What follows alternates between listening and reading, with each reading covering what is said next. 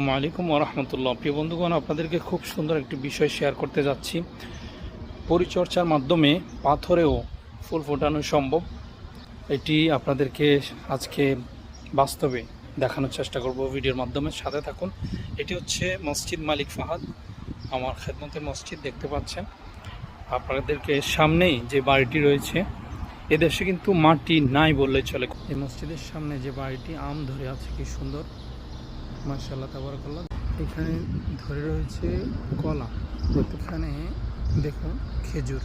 পরিচর্যার মাধ্যমে পাথরেও যে ফুল ফোটানো সম্ভব, এটি আবারও প্রমাণিত হলো। দেখতে পাচ্ছেন কি সুন্দর আম ধরে আছে এই সৌদি আরবের মক্কার জমিন। এজন্য চেষ্টা করলে পাথরেও ফুল ফোটানো সম্ভব। ইনশাআল্লাহ আমরা চেষ্টা করব, আল্লাহ তাআলা আমাদেরকে সফলতা দান করবেন। শেয়ার করে সকলকে দেখার সুযোগ করে দিবেন ইনশাআল্লাহ তাআলা।